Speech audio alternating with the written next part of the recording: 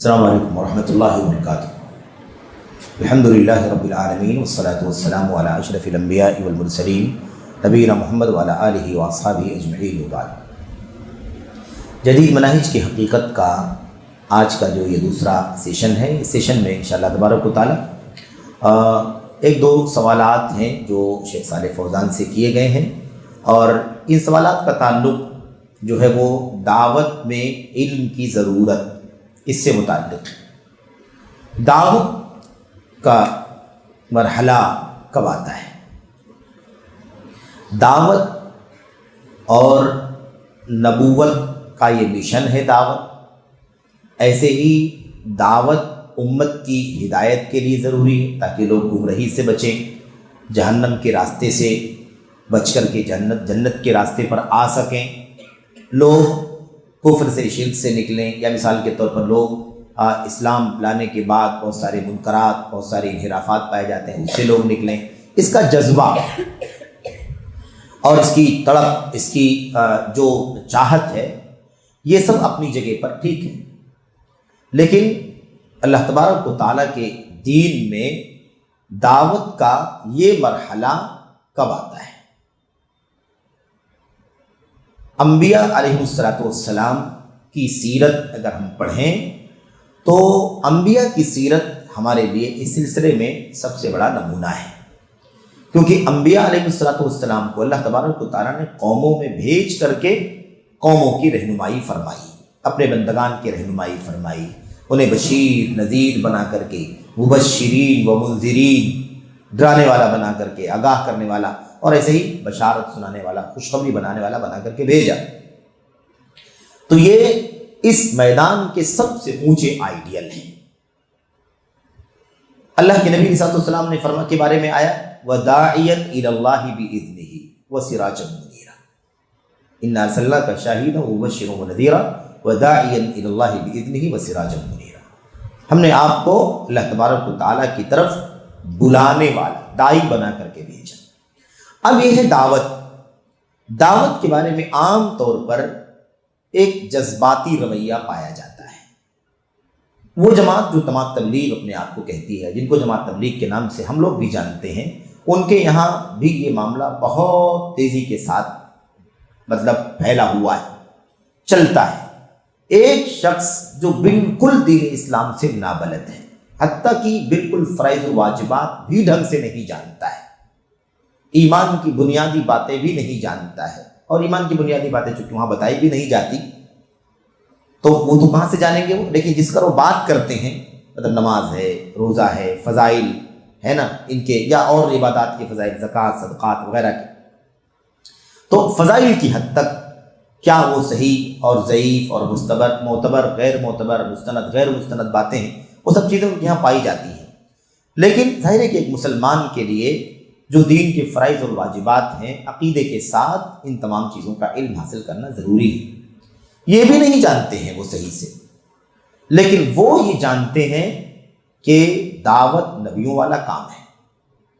دعوت کس کا کام ہے؟ نبیوں والا کام ہے۔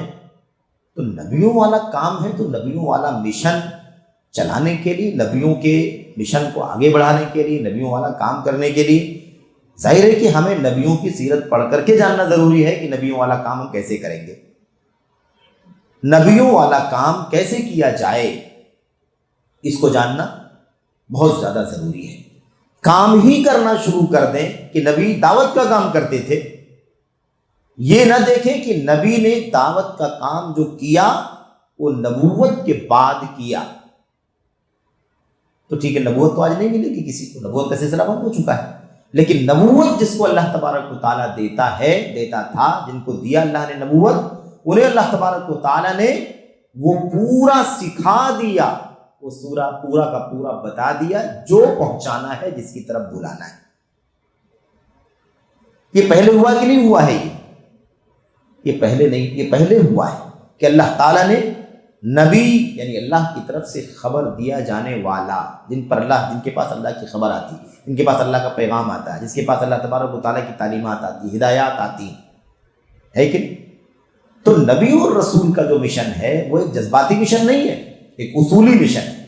اللہ کی طرف سے علم ملا، اس کے بعد اس علم کو اس نبی نے یا نبیوں نے رسولوں نے اپنی اپنی امتوں تک، اپنی اپنی قوموں تک پہنچایا۔ تو یہ صرف اور صرف جذباتی مسئلہ نہیں ہے کہ ہم بھی لوگوں کو جہنم سے نکالنے کے لیے پریشان ہیں، ہم بھی لوگوں کو جنت کا راستہ دکھانے کے لیے پریشان ہیں، ہم بھی لوگوں کو حق بتانے کے لیے پریشان ہیں، بے چین۔ صرف بے چینی سے کام نہیں چلے گا، صرف جذباتی سے کام نہیں چلے گا۔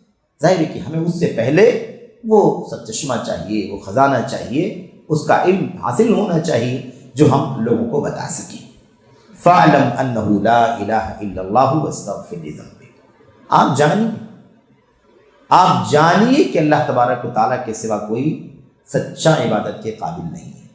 معبود نبی کو اللہ فرماتا ہے فَاعْلَمْ، آپ جان، نبی کو علم کی ضرورت ہے، نبی علم کے، اور یہی اسی کی عملی تطبیق اگر ہم دیکھیں تو سنت میں ایک جگہ نہیں بلکہ دسیوں جگہ آپ کو مثالیں ملیں گی۔ سائل آ کے سوال کرتا ہے، اے اللہ کے نبی، اس مسئلے میں میرے ساتھ یہ مسئلہ پیش آ گیا، بتائیے میں کیا کروں؟ آپ خاموش رہتے ہیں۔ بائیں سے آتا ہے، وہی سوال کرتا ہے، آپ خاموش رہتے، جواب نہیں دیتے۔ 2 بار 3 بار 4 بار سوالات کیے گئے لیکن آپ نے سوال کا جواب نہیں دیا۔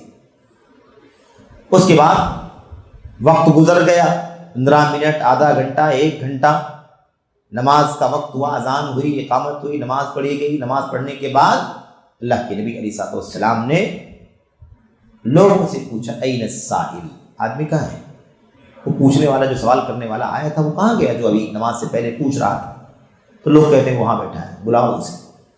یا خود آدمی کہتا ہے اللہ کے نبی میں تھا، سوال کر رہا تھا، بولو کیا کہنا چاہتے تھے، فلاں فلاں سوال تھا۔ اللہ کے نبی اس کا جواب دیتے، اکثر جواب دیتے انتظار کے بعد کہ اللہ کی طرف سے اس بارے میں علم آ جائے۔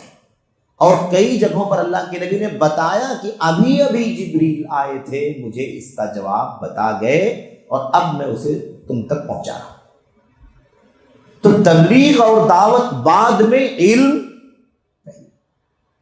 آپ نبی کے بارے میں سوچیں کہ نبی توقف کرے جب تک علم نہ ہو، مسئلے کا جواب نہ، جب تک علم نہ ہو، لوگوں کو نہ بتلائے، تو امت کی کیا ذمہ داری بنتی؟ تو نبیوں والا مشن تو نبی کی پوری سیرت دیکھنا ہے کہ نبی نے زندگی کیسے گزاری، کیسے علم پہلے، عمل، پھر اس کے بعد دعوت، پھر اس کے بعد جہاد۔ تو یہ طریقہ ہے میرے بھائی، صرف جذباتی مسئلہ نہیں ہے کہ ہر آدمی اٹھ کے کھڑا ہو جائے اور چلو میں دعوت کا کام کروں گا، تو تب تو پہلا کام ہو جائے گا دعوت کا کام پہلا نہیں ہے، دعوت کا کام بعد کا مرحلہ، علم عمل پھر دعوت، علم عمل پھر دعوت۔ الا الذین آمنوا وعملوا الصالحات وتواصوا بالحق، تیسرے نمبر پر وتواصوا بالصبر، جہاد، تکلیفوں پر، مشقتوں پر صبر، چوتھے نمبر پر۔ یہ ہے میرے بھائی۔ بہرحال یہاں پر دیکھیں، سوال کیا گیا، سوال نمبر 14 ہے یہ۔ سوال کرنے والا کرتا ہے، یہ تو معلوم ہے کہ دعوت اللہ کے لیے شرعی علم ضروری ہے، دعوت اللہ کے لیے شرعی علم ضروری ہے، مگر کیا اس علم سے مراد کتاب و سنت کا حفظ ہے؟ اور کیا مدارس اور جامعات میں پڑھایا جانے والا علم دعوت اللہ کے لیے کافی ہے؟ ایک دم گراؤنڈ کا سوال ہے کہ نہیں؟ ایک دم ہمارے میدان کا سوال ہے۔ شیخ صالح فوزان نے اس سوال کا جواب کیا دیا؟ علم کتاب و سنت کے، اچھا ایک بات اور رہ گئی، اس سے پہلے بات ابھی چل رہی تھی جو کہ یہ ماحول جو ان کے یہاں پایا جاتا ہے، نبیوں والا کام ہے، نبیوں والا کام ہے، تو یہ مسئلہ میرے بھائیوں ہمارے یہاں بھی وہیں سے شاید منتقل ہو رہا ہے۔ ہمارے بھی بہت سارے عزیز کہتے ہیں کہ یہ بہت اہم کام ہے، نبیوں والا کام ہے۔ بالکل، اس میں کوئی شک نہیں، نبیوں والا کام ہے، مقدس کام ہے، اور دعوت کا کام سب سے بہترین کام ہے۔ وَمَنْ أَحْسَنُ قَوْلًا مِّمَّنْ دَعَا إِلَى اللَّهِ کے اعتبار سے اس میں کوئی شک نہیں ہے، لیکن ظاہر سی بات ہے کہ ہمیں بھی انہی کے راستے پر نہیں چل پڑنا ہے۔ میرے بھائیوں، اگر وہ ایک دم صحیح ہوتے، اصولوں پر چلتے، تو پھر کیا اعتراض ہوتا ان کے اوپر؟ اعتراض کی بات ہی نہیں تھی۔ دعوت سے کہاں کس کو اعتراض ہے؟ لیکن انہوں نے جو اصولوں کو الٹ پلٹ دیا ہے، سب دعوت ہی کے لیے نکلتے ہیں، علم کے لیے نکلنے والے نہیں رہتے۔ کہتے ہیں کہ نکلے ہیں اللہ کی راہ میں۔ اب اللہ کی راہ میں نکلتے ہیں، جس کو دیکھو، پہلا شخص جس کو اٹھایا کسی دکان سے بلا کر کے، چلو جماعت جا رہی ہے آپ کے، ہمارے ساتھ میں آپ چلیے، آپ 10 دن کے لیے نکلیے، 2 دن جو بھی ہے ان کا نظام، 3 دن کے لیے، ہفتے بھر کے لیے، اس کو ساتھ میں لے کر کے آتے ہیں۔ وہ پہلی بار میرے بھائیوں کبھی دین کے نام پر کسی جگہ نکل کر کے گیا ہے، چل کر کے گیا مقامی طور پر یا باہر گیا ہے، اور اسے کہتے ہیں کہ چلو تمہیں اردو پڑھنی آتی ہے، چلو یہ کتاب پڑھ کر کے لوگوں کو سمجھاؤ سناؤ، یا وہ کسی کو بولنا آتا ہے تو وہ اسے کھڑا کر دیا جاتا ہے، چلیے آپ بولیے لوگوں کو سمجھائیے۔ میرے بھائیوں یہ کام کیسے درست ہو سکتا ہے؟ اسے تو پہلا کام یہ تھا کہ وہ علم حاصل کرتا سیکھتا، اسے تو مبادی بھی نہیں معلوم ہے، اسے تو جڑ بھی نہیں معلوم ہے، اور اسے سمجھانے کے لیے بتانے کے لیے نصیحت کرنے کے لیے کھڑا کر دیا گیا، اس لیے کہ وہ اردو پڑھ سکتا ہے یا اردو بول سکتا ہے یا بولنے کی ہمت کر سکتا ہے، لوگوں کے سامنے کھڑے ہو سکتا ہے، کیونکہ ہر آدمی اس کا بھی عادت عادی نہیں ہوتا ہے، وہ بھی نہیں کھڑا ہو سکتا ہے۔ تو یہ کس قدر خطرناک بات ہے، کتنی سنگین بات ہے کہ علم کے لیے نکلنے سے اچھا، علم کے لیے سفر سے اچھا کوئی سفر نہیں ہے۔ من سلک طریقا یلتمس فیہ علما سہل اللہ لہ بہ طریقا الی الجنہ۔ دنیا آج دعوت کی بات تو کرتی ہے کہ دعوت کا مشن، دعوت کا مشن، دعوت کا مشن، دعوت کے لیے نکلو، یہ کرو وہ کرو، لیکن یہ نہیں سمجھتے ہیں کہ اس سے کہیں زیادہ، اور آپ کو بتا دوں علم حاصل کرنا، اس پر عمل کرنا تو ضروری ہے سب کے لیے، ایک بھی فرد امت میں ایسا نہیں ہے جس پر یہ واجب نہ ہو۔ کیا؟ علم حاصل کرنا اور اس کے مطابق عمل کرنا۔ دعوت دینا کیا سب کے لیے ضروری ہے؟ ایک آدمی علم حاصل کرے، اس کے مطابق زندگی گزارے، عمل کرے، دعوت نہ دے، کوئی مسئلہ نہیں، کوئی مسئلہ ہے؟ کوئی مسئلہ نہیں۔ دعوت کا کام الگ کام ہے۔ وَلْتَكُن مِّنكُمْ طَائِفَةٌ، کیا ہے نا وہ، أُمَّةٌ يَدْعُونَ إِلَى الْخَيْرِ، ایک جماعت ہو جو اتنا علم حاصل کرے کہ لوگوں کو دعوت بھی دے، ورنہ آدمی اپنی زندگی گزارنے کے لیے حلال حرام جائز ناجائز عبادات معاملات موٹی چیزیں اتنا اس کو جاننا ہے جس کے مطابق وہ زندگی میں عمل کر سکے۔ تو اب ہر آدمی دعوت کی بات کرتا ہے، جبکہ علم کی راہ، علم کا کام سب کے لیے ضروری ہے، خواہ وہ آگے دعوت کا کام کرے یا نہ کرے، اس لائق ہو سکے یا نہ ہو سکے، لیکن علم اور اس کے مطابق عمل تو ضروری ہے ہر آدمی کی۔ تو یہ دعوت کی سے متعلق جتنی آیتیں حدیثیں ہیں، اس سے کئی گنا آیتیں حدیثیں علم اور طلب علم کی ترغیب کے سلسلے میں ہیں، لیکن دعوت کی باتیں تو لوگ کرتے ہیں، علم کی باتیں نہیں کرتے۔ جتنی محنت جماعت تبلیغ کے لوگ دعوت کے نام پر کرتے ہیں، اگر اس کا عشر عشیر، اگر واقعی علم کی راہ میں یہ نکلتے، علماء کے سامنے بیٹھ کر کے علم حاصل کرتے، تو شاید یہ دھبا ان سے ختم ہو جاتا یا کم ہو جاتا کہ جہالت پر چلنے والی یہ جماعت ہے، یا جہالت کی بنیاد پر دعوت کا کام کرنے والے اکثر لوگوں کا یہ حال ہے کہ وہ بغیر علم کے دعوت کا کام کر رہے ہیں۔ تو یہ بہت بڑا المیہ ہے میرے بھائی، اور اللہ کے نبی علیہ السلام نے، اللہ کے نبی علیہ السلام کی حدیثوں پر ایک نظر ڈال کر کے دیکھو، یہ دونوں پہلو خاص طور پر جو علم اور دعوت کا ٹکراؤ ہے نا، اس ٹکراؤ کو سمجھیں۔ اللہ کے نبی کی حدیث میں پیشین گوئی، علم اٹھا لیا جائے گا جہالت پھیل جائے گی، یرفع العلم ویفش الجہل، یا یقل العلم ویکثر الجہل، علم کم ہو جائے گا جہالت بڑھ جائے گی، یا علم اٹھا لیا جائے گا جہالت پھیلے گی۔ یہ اللہ کے نبی پیشین گوئی قرب قیامت ہے کہ نہیں؟ اور دوسری طرف بغیر علم کے لوگ یا سماج اور معاشرے کے معمولی قسم کے لوگ، نادان قسم کے لوگ دعوت کا اسٹیج اور میدان پکڑ کر کے قیامت سے پہلے سب سے زیادہ آگے بڑھنے کی کوشش کریں گے۔ یہ بھی پیشین گوئی نبی کی۔ کیا پیغام ہے اس کے اندر؟ سمجھنے کی ضرورت ہے کہ نہیں سمجھنے کی ضرورت ہے؟ جس نبی نے مستقبل کی پیشین گوئی کے بارے میں یہ فرمایا کہ علم کم ہو جائے گا جہالت پھیل جائے گی، اسی نبی نے یہ فرمایا کہ قرب قیامت ایسے لوگ بھی دین اور دعوت کے نام پر بات کریں گے جو علم سے وابستہ نہیں ہوں گے۔ وَيَنْطِقُ فِيهِ الرُّوَيْبِضَةُ، رویبضہ بات کرے گا۔ السفیہ یتکلم فی امر العام، بیوقوف نادان آدمی امت کی گائیڈ کرے گا۔ الاحمق، کہیں اللہ کے نبی نے فرمایا الفاسق، الفویسق یتکلم فی امر العام، فاسق بدعمل آدمی۔ مثال کے طور پر کہنے کا مطلب کیا ہے؟ کہنے کا مطلب یہ ہے کہ دونوں مسئلے کو سمجھنا ہے کہ علم کے پیچھے بھاگو، علم کی کوشش کرو، کیونکہ یہ کم ہوگا۔ دعوت کے نام پر تو بڑے بڑے لوگ بھاگیں گے، ایسے لوگ بھی بھاگیں گے جو علم کے میدان سے دور ہوں گے، علم سے نابلد ہوں گے، ایسے لوگ بھی میدان میں اسٹیج پکڑیں گے۔ تو یہ بڑا مسئلہ ہے۔ تو گویا کہ بغیر علم کے دعوت دینے والے، آگے بڑھنے والے، دین کا کام کرنے والے بڑی تعداد میں آگے آئیں گے۔ یہ بھی پیشن گوئی نبی کی، اور علم حاصل کرنے والوں کی کمی ہو جائے گی، یہ بھی نبی کی پیشن گوئی ہے۔ بات کو سمجھنے کی ضرورت ہے، یہ کوئی نیوز نہیں جو اللہ کے نبی نے سنائی ہے، یہ امت کی حالت زار ہے، امت کی صورت حال ہے، جس پر غور کرنے کی ضرورت ہے۔ علم سے جڑو، علم سے، علم اور عمل کر کے اگر فارغ ہو جائیں گے، ہم عمل دعوت نہیں بھی دیں گے، اللہ ہم سے نہیں پوچھے گا، جو اس کے اہل ہیں اللہ ان سے پوچھے، جو اس مشن پر چلے وہی کام کریں۔ بقیہ جو بات حق کی مل گئی بتا دیا، اس میں کوئی انکار نہیں، جتنا صحیح بات معلوم اتنا بتاؤ، علم کی روشنی میں پتا ہو، واقعی پتا ہو کیا ہے۔ بہت ساری مثالیں کسی موقع پر انشاءاللہ تبارک و تعالیٰ آئیں گی کہ صرف یہ بات کی جو ہے میرے پاس مجھے یہ حدیث معلوم ہے یہ بتا دوں، مجھے یہ آیت معلوم ہے یہ بتا دوں، نہ اس کا پس منظر معلوم ہے، نہ اس کا بیک گراؤنڈ معلوم ہے، نہ اس کا سیاق معلوم ہے، نہ اس کا سباق معلوم ہے، نہ اس کا پس منظر معلومات بیان کر، تو یہ بھی نہیں پتا کہ کون سی چیز کہاں بیان کرنی ہے، کس کا کیا معنی ہے، کس کا کیا پس منظر ہے۔ تو میرے بھائیوں ایسا نہیں ممکن ہے، یہ بہت زیادہ ضروری ہے کہ آدمی کیا کرے، علم کا راستہ پکڑے، علم جب حاصل ہو جائے گا تو اس پر عمل بھی کرے، پھر اس کے بعد پھیلائے اللہ تبارک و تعالیٰ کی بندوں تک، کوئی مسئلہ نہیں۔ لیکن دیکھا ہی جاتا ہے کہ اللہ کے نبی نے فرمایا نا کہ یخون فیہ الامین ویؤتمن فیہ الخائن، امانت دار کو خائن، خائن کو امانت دار، ہے کہ نہیں، سچے کو جھوٹا، جھوٹے کو سچے، کی ماحول بنتا جا رہا ہے۔ یہ کس پس منظر میں ہے، اس کا پس منظر کیا ہے؟ ابن مسعود رضی اللہ تعالیٰ عنہ کی وہ بات، آپ کو جو قول ہے نا، اس قول میں اس بات کو سمجھایا گیا ہے۔ آپ دیکھیے ابن مسعود رضی اللہ تعالیٰ نے فرمایا تھا کہ آپ نے کہا تھا کہ جتنے بھی دن آگے آ رہے ہیں پہلے والے دن سے بدتر ہوں گے، جو دن آگے آنے والا ہے وہ پہلے والے دن سے بدتر ہے۔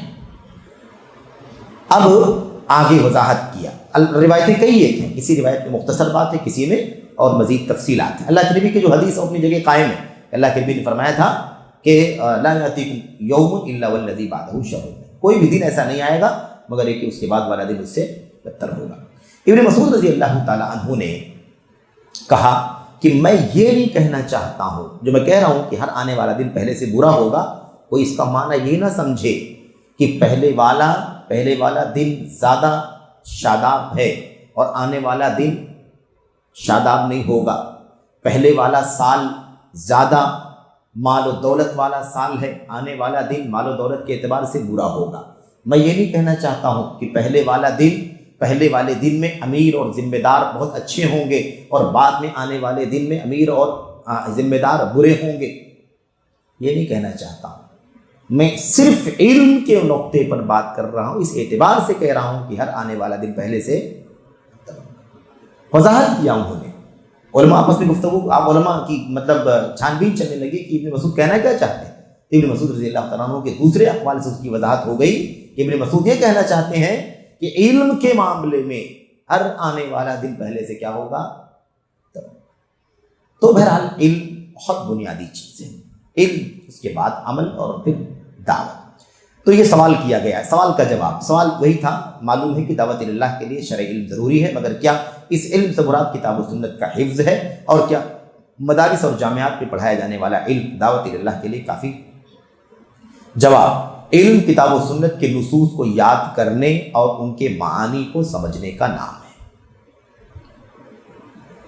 شیخ صالح فوزان کا یہ جملہ ایک ہی جملہ، پہلا ہی جملہ ہے نہیں، علم کتاب و سنت کے نصوص کو یاد کرنے اور ان کے معانی کو سمجھنے کا نام ہے، لہذا صرف نصوص کو ازبر کر لینا کافی نہیں، یعنی اتنا کافی نہیں کہ انسان صرف قرآن و حدیث کے نصوص حفظ کر لے، یعنی جو ٹیکسٹ ہے وہ کیا کرے، بائی ہارٹ کر لے، بلکہ ان کے صحیح معانی کی معرفت حاصل کرنا بھی ضروری ہے۔ معانی کے فہم یعنی معانی کو سمجھے بغیر محض نصوص کو حفظ کر لینے سے دعوت اللہ کی اہلیت نہیں ہو سکتی، اتنا کافی ہے سمجھنے کے لیے۔ بقیہ باتیں بھی شاید آگے اور بھی شیخ صالح صاحب نے اور بھی مزید بات کہی۔ اب آپ دیکھیں، کتاب و سنت کے نصوص کو یاد کرنے اور ان کے معنی کو سمجھنے کا نام ہے۔ میدان میں جو لوگ دعوت کا کام کر رہے ہیں، ہے نا، جو لوگ میدان میں مدارس کے پڑھے مدارس میں جو پڑھتے ہیں جامعات میں طلبہ، ان کے بارے میں جو جواب ہے وہ آگے والے پیراگراف میں، اگلے والے پیراگراف میں وہ بات آ رہی ہے۔ یہاں پر شرعی علم ضروری ہے، لیکن علم سے مراد کیا ہے، یہ سوال کیا گیا تھا۔ اس کے جواب میں بات انہوں نے کہی، تو علم کس کا نام ہے؟ کتاب و سنت کے نصوص کو یاد ہونا چاہیے۔ اب میں یہ کہتا ہوں میرے بھائیوں، اپنے بڑوں کی رہنمائی کی روشنی میں ہم کہتے ہیں یہ بات کہ آپ بتائیے کہ آج دعوت کے نام پر سب سے زیادہ جو شہرت یافتہ لوگ ہیں میڈیا کے اعتبار سے، ان میں سے ایک بڑی تعداد ایسی ہے جن کو قرآن کریم ناظرہ بھی صحیح سے پڑھنا نہیں آتا ہے۔ مبالغہ نہیں ہے، اگر آپ شواہد پڑھیں گے تو حیران ہو جائیں گے۔ کسی آیت میں کبھی آدمی پڑھتا ہے اور کہیں کوئی چوک ہو جاتی ہے انسانی، وہ ایک الگ چیز ہے، لیکن ایک آدمی کو قرآن کریم کی آیت کریمہ پڑھنا نہ آتا ہو، غلط سلط آیتیں پڑھتا ہوں، مثال کے طور پر غلط سلط حدیثوں کے الفاظ کوٹ کرتا ہوں، اس کے معنی اپنے حساب سے نکال لیتا ہوں، تو آپ سوچئے کہ کتاب و سنت کو یاد کرنے اور ان کے معنی کو سمجھنے کا نام ہے۔ اب قرآن و سنت کے معنی کو سمجھنے کے لیے عربی زبان آنا چاہیے کہ نہیں آنا چاہیے؟ آخر بغیر عربی سمجھے ہوئے کیسے قرآن و سنت کے معنی کو سمجھے گا؟ کوئی کہہ سکتا ٹرانسلیشن ہے، ٹرانسلیشن سے اتنا ہی سمجھ میں آئے گا کہ وہ اپنی اصلاح کر لے، اپنے آپ کی جہالت دور کر لے، لیکن وہ آگے بڑھ کر کے دعوت کا کام کرے، مسئلے مسائل بتانے کا کام کرے، تو وہ باریکیاں کہاں سے جواب دے گا وہ؟ کیونکہ اس کو نہیں معلوم عربی زبان میں لفظ کیا ہے، قرآن کی آیت کا لفظ کیا ہے، اس کا مدلول کیا ہے، اس کا روٹ کیا ہے، اس کی اصل معنی کیا ہے، اس کی تفسیر میں کون کون سی باتیں بیان کی، نہیں معلوم اسے۔ تو یہ غلطیاں اسی لیے بہت خطرناک ہوتی ہیں، اور اس کی بہت ساری مثالیں بھی ہیں کہ لوگ کس طرح سے غلطیاں کرتے ہیں۔ اچھا، ایک آدمی صرف نصوص یاد کر لے، جیسے مثال کے طور پر حافظ قرآن ہو یا کوئی حافظ حدیث ہو، جس کا مطلب یہ ہے کہ وہ بھی دعوت کا کام کرنے کے لائق علم نہیں رکھتا، کیونکہ صرف نصوص کو کوٹ کر کے، صرف نصوص کو بائی ہارٹ کر کے وہ کیسے پیش کرے گا؟ اس کا معنی تو معلوم ہی نہیں ہے اسے۔ اس لیے یاد رکھیں کہ جو لوگ دین کے عالم نہیں ہیں، دین کی زبان نہیں جانتے، دین کے علوم شریعت نہیں پڑھے ہوئے ہیں، وہ حافظ جی بھی صرف رہیں گے تب بھی دین کا کام نہیں کر سکتے۔ اس میں کوئی توہین کی بات نہیں ہے میرے بھائیوں، بہت موٹی بات ہے۔ ہم اگر دین کے طالب علم ہیں تو دین کے طالب علم کی بات کرتے ہیں، اس کے علاوہ کسی اور میدان میں ہمارے لیے کام کرنا جائز نہیں ہے۔ میڈیکل نہیں جانتے، طب نہیں جانتے، سائنس نہیں جانتے، جغرافی نہیں جانتے، اس میں اگر ہم کام کرتے ہیں تو ظلم کرتے ہیں۔ سمجھ رہے ہیں کہ نہیں سمجھ رہے؟ بہت موٹی سی بات، بہت واضح سی بات ہے، ہم غلط کر رہے ہیں کیونکہ ہمارا میدان نہیں، ہمیں اس کا علم نہیں۔ معمولی سرسری علم تو سب کے پاس ہے، تو اس سے ایک آدمی میدان کا داعی بن کر کے کام کرے، یہ بہت مشکل کام ہے۔ اور جو بلغوا انی ولو آیا والی جو بات اکثر پیش کرتے ہیں ہمارے بھائی، اس کو سمجھنے کی ضرورت ہے۔ اس میں اتنی سی بات ہے کہ آپ کو وہ چیز جو آپ کو معلوم ہے اور معلوم ہے اس سلسلے میں آپ یہی کریں کہ آپ اس کو ویسے ہی پہنچا دیں۔ اس سے اتنا ہی ثابت ہوتا ہے کہ جس کی جتنی تیاری، مثال کے طور پر آج بہت سارے جو کام کر رہے ہیں دعوت کے میدان میں، علماء نہیں مثال کے طور پر، وہ کام کر رہے ہیں، تو اگر وہ ایک مضمون پر تیاری کرتے ہیں، پڑھتے ہیں، اس کو تیار کرتے ہیں، ٹرانسلیشن دیکھتے ہیں، شرح دیکھتے ہیں اور علماء سے رہنمائی لے کے، تو جتنا آپ نے پایا ہے اتنا آپ پہنچائیے نا، مسئلہ ہے۔ جتنا آپ کے پاس ہے اتنا آپ کیا کریں؟ پہنچا دیں۔ لیکن مسئلہ یہی ہے کہ جتنا رہتا ہے اس کا 10 گنا لوگ پہنچانے کی کوشش کرتے ہیں، 20 گنا پہنچانے کی کوشش کرتے ہیں، وہ ٹھہرتے نہیں ہیں جتنا معلوم ہے۔ مسئلہ یہ پیچیدہ ہے، اور ہم نے شروع میں بھی کہا ہے، اس سے پہلے بھی ذکر کیا ہے میرے بھائیوں ساتھیوں، کہ لوگ جو ہے نا اس سلسلے میں حقائق کے خلاف بات کرتے ہیں۔ لوگ کہتے ہیں کہ ہم اپنی طرف سے کوئی بات نہیں بولتے، علماء کی باتیں ہم امت تک پہنچاتے ہیں، جبکہ ایک نہیں 20 مسائل، 20 باتیں ایسی ہیں جو امت میں کسی عالم کا فتویٰ نہیں ہے، لیکن لوگ اس کو بیان کر رہے ہیں اور کہتے ہیں ہم علماء کا حوالہ نقل کرتے ہیں۔ علماء کی باتیں نقل کرنے کے لیے بھی مسئلے مسائل میں فتاوے کے اندر بہت زیادہ گہرے علم اور بصیرت کی ضرورت ہے، کیونکہ کتنے مسائل میں، کتنے فتاووں میں آدمی سمجھتا ہے کہ یہ مسئلہ، یہ فتویٰ ہمارے مسئلے کے لیے، جبکہ وہ فتویٰ اس مسئلے کے لیے نہیں ہوتا ہے، اس کا محل الگ ہے، اس کی جگہ الگ ہے، اس کا پس منظر الگ ہے۔ بہرحال پڑھ لیں اس کو۔ کیا کہتے ہیں کہ صرف نصوص کو ازبر کر لینا کافی نہیں ہے، یعنی اتنا کافی نہیں ہے کہ انسان صرف قرآن و حدیث کے نصوص حفظ کر لے، بلکہ ان کے صحیح معنی کی معرفت حاصل کرنا بھی ضروری ہے۔ آپ سوچیں کن سے بات ہو رہی ہے؟ یہ عرب میں بات ہو رہی ہے، سعودی عرب میں، ریاض میں ہوگی بات، یا طائف میں ہوگی بات، یا مکہ مدینہ میں وغیرہ بات ہوگی، شماسیہ میں بات ہوگی۔ یہی 4-5 جگہ جہاں شیخ صالح فوزان کا خاص طور پر رہنا سہنا ہوا ہے۔ آپ یہ عرب کے لوگوں سے کہہ رہے ہیں جو عربی زبان سمجھتے ہیں، قرآن سمجھتے ہیں کہ نہیں سمجھتے ہیں، وہ حدیث ان کی زبان ہے کہ نہیں، ان سے آپ کیا کہہ رہے ہیں؟ اتنا کافی نہیں ہے کہ صرف نصوص حفظ کر لے، بلکہ ان کے صحیح معنی کی معرفت حاصل کرنا بھی ضروری ہے۔ اس کا مطلب کہ قرآن پڑھ کر کے خالی سناتا جائے، حدیث پڑھ کے سناتا جائے، تب بھی وہ معنی صحیح اس کا جو مفہوم ہے، اس کا جو تقاضا ہے وہ جان لینا ضروری، ورنہ کیا بولنے کی ضرورت تھی کہ اس کے معنی سمجھنا ضروری۔ عربی میں اس کا مطلب یہ نکلتا ہے کہ خالی عربی میں اگر کوئی جانتا ہے، عربی جانتا ہے اور عربی میں کتاب و سنت ہے، تب بھی یہ کافی نہیں ہے، اس کو سمجھنے کے لیے مزید علوم شریعت کی ضرورت ہے۔ تو اگر ایک آدمی عربی بھی نہ جانتا ہو تو آپ بتائیے کہ اس کو کتنا علم حاصل کرنا پڑے گا؟ یہ پیچیدہ مسئلہ ہے میرے بھائی۔ تو ان سے کہہ رہے ہیں معانی کے فہم کے بغیر محض نصوص کو یعنی ٹیکسٹ کو حفظ کر لینے سے دعوت اللہ کی اہلیت نہیں ہو سکتی، دعوت اللہ کی اہلیت نہیں ہو سکتی۔ تو وہ ہے کہ دعوت کا کام کرنے کے لیے قرآن کی آیتیں عربی میں ہیں، لیکن قرآن کی آیتیں جو عربی میں ہیں ان کا معنی بھی ہمیں عربوں کے لیے بھی عربی میں اس کا معنی معلوم ہونا چاہیے کہ اللہ کا کلام کیا کہتا ہے۔ اللہ کے نبی کی حدیثیں عربی میں ہیں، لیکن عربوں کے لیے بھی ان حدیثوں کا معنی ہمیں معلوم ہونا چاہیے تاکہ ہم ان کو عربی میں سمجھا سکیں۔ تو صرف عربی قرآن پڑھنے سے ہدایت دعوت کا کام نہیں ہو سکتا، صرف عربی آیتیں حدیثیں پڑھ کر کے بھی دعوت کا کام نہیں ہو سکتا، اس کے معنی کا جاننا ضروری ہے۔ تو یہ ان کے لیے ضروری، تو ہمارے لیے کتنا ضروری ہوگا جو ہماری زبان عربی نہیں ہے، ہم دوسری زبانوں کے لوگ ہیں، دوسرے بیک گراؤنڈ کے لوگ۔ یہ ہوگی بات پہلے والے سوال کی، پہلے والے جز کی۔ اس کے بعد جو مدارس کے بارے میں سوال کیا گیا تھا یہ نا کہ کیا مدارس اور جامعات میں پڑھایا جانے والا علم دعوت اللہ کے لیے کافی ہے؟ اس کا جواب شیخ صالح فوزان دیتے ہیں، کہتے ہیں رہا مسئلہ مدارس میں پڑھائے جانے والے علم کا، مدارس میں پڑھائے جانے والے علم کا، تو اگر اس میں نصوص کا حفظ یعنی ٹیکسٹ، نصوص مطلب ٹیکسٹ، اس کا حفظ اور ان کے معنی کا فہم دونوں ہو تو کافی ہے۔ دونوں یعنی عربی قرآن سنت کی عربی بھی یاد ہو، ٹیکسٹ بھی، اور اس کے معنی بھی ہو، معنی کا فہم بھی ہو تو یہ کافی ہے۔ لیکن اگر معنی کے فہم کے بغیر، معنی کے فہم سمجھ کے بغیر صرف نصوص کا حفظ ہو، ٹیکسٹ کا حفظ ہو، تو اس سے دعوت اللہ کی اہلیت نہیں ہوتی، دعوت اللہ کے قابل آدمی نہیں ہوتا، کیونکہ اس کو قرآن ٹیکسٹ یاد ہے، حدیثیں اس کو یاد ہیں، لیکن وہ داعی نہیں ہو سکتا، نصوص کا ازبر کرنے والا۔ البتہ ایسے آدمی کے لیے اتنا ممکن ہے کہ حفظ کردہ، یاد کردہ نصوص دیگر لوگوں کو یاد کرائے۔